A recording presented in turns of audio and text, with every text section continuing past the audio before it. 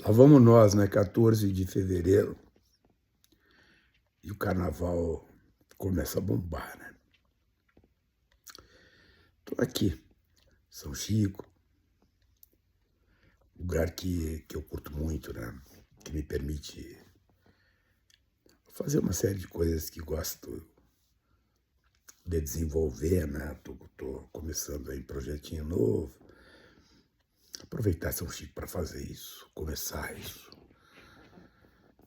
Mas enquanto as coisas acontecem e os entrudos momescos se desenvolvem, as coisas que por vezes parecem tão sensatas se mostram desastrosas. E o desastre, ele não se apresenta normalmente, instantaneamente, não. Ele vai dando sinais, né? Mais ou menos uma tempestade, um furacão, né? Ele vai apresentando sinais. A pressão baixa, aquele calorão horroroso, etc, etc, etc. Um somatório de fatores trazem, né, a sensação de que algo horroroso pode acontecer. E a gente vai vendo. Até vulcão, sabe? O vulcão, antes dele explodir, ele dá sinais. Os terremotos dão sinais. São coisas mais rápidas, sinais são menos identificáveis. Mas toda catástrofe é precedida por sinais. Nas nossas vidas, às vezes, as coisas vão se apresentando, os sinais vão aparecendo, e nós, normalmente autossuficientes que nos achamos, não percebemos os sinais que estão nos nossos cotidianos. E de repente a catástrofe acontece. Vale para a saúde da gente. Por que eu estou falando isso, gente? Esse negócio que o Supremo Tribunal Federal está passando, isso é muito sério. Não é só o tofolão, não. Não se trata disso, isso são sinais. Quando o Supremo Tribunal Federal resolve se trancar numa sala fechada para tomar uma decisão que deveria ser pública, e esta decisão vem na forma da agressão a um dos pilares básicos, fundamentais do Estado de Direito, que é o chamado princípio do juiz natural, que, diga-se de passagem, né, também para não ser injusto, a burocratada judiciária já tem alguns anos que vem desconsiderando este princípio, né? Troca juiz do jeito que bem entende, sai juiz de processo, o juiz que escutou as testemunhas não escuta, não decide, e aí vai embora, né? Eu tive um caso, por exemplo, que num mesmo processo botaram vários juízes estagiários fazendo inquirição de testemunhas, né? Um negócio que eu nunca tinha visto na vida, mas aconteceu, né? Mas agora é a Suprema Corte que faz isso. Se juntam numa sala fechada e tomam a decisão de simplesmente trocar o juiz natural e usam como argumento o desejo do próprio juiz. Imagina se a moda pega. Não me sinto confortável para julgar este processo, então não quero. Volta para sorteio. Eu já havia falado disso antes. Ontem, eu acho, ou anteontem, eu já tinha falado isso aí. Isso é um absurdo do ponto de vista do direito. Quando eu falo do ponto de vista do direito, estou falando da ordem democrática. Acreditem, o mundo do direito, e especialmente o mundo do processo, ele é um mundo contramajoritário. É por isso que a gente diz que o Estado brasileiro Em regra, o Estado ocidental, ele é liberal. Em que sentido se diz que o Estado é liberal?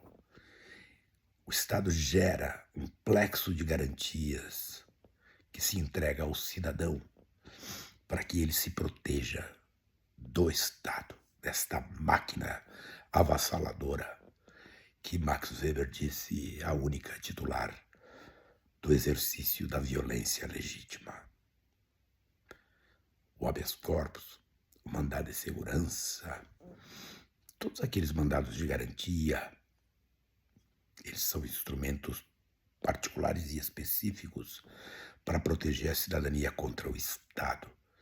Em última razão, diria o jurista, em última ratio,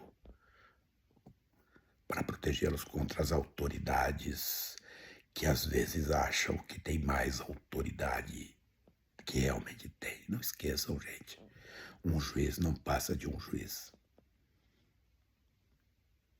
Um policial não passa de um policial. Ele vive sob a lei, abaixo da lei. E os ministros da Suprema Corte não passam de ministros da Suprema Corte. Ponto. A Constituição é maior que eles. Como poderiam eles, diria Hesse, desfazer a Constituição, sendo que ela, a Constituição, foi quem os fez. Isso que o Supremo fez de se juntar numa sala fechada e tomar uma decisão intestina para proteger-se institucionalmente. Eles se protegeram, agiram com espírito de corpo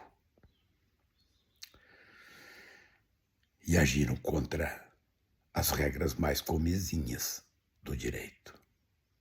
Dizem por aí, foi a melhor decisão, porque a melhor decisão preservou os atos decisórios do Toffoli nas investigações contra o Master. Até pode ser. A pergunta é, e amanhã eles vão fazer o quê?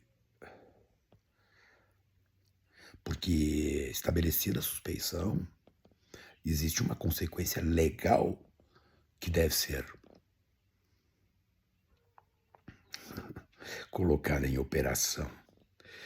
É a anulação dos atos decisórios todos.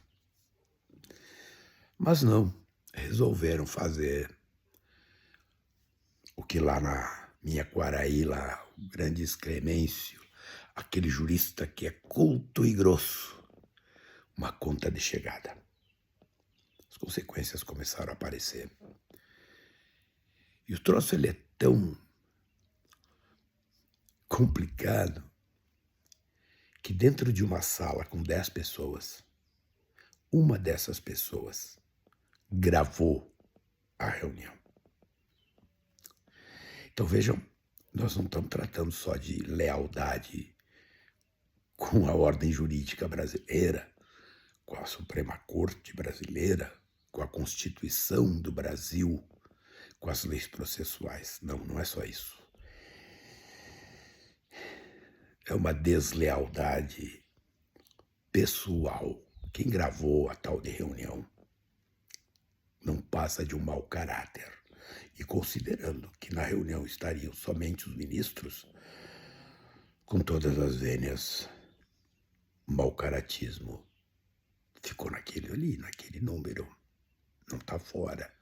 Não foi um extraterrestre que gravou aquele troço. E a mídia faz o quê? Faz o que tem que fazer. Divulga. E a extrema-direita, acreditem. Para que jogar a casca de banana do lado de lá da rua se os caras vão atravessar a rua para pisar na casca de banana? Mas bem, é carnaval.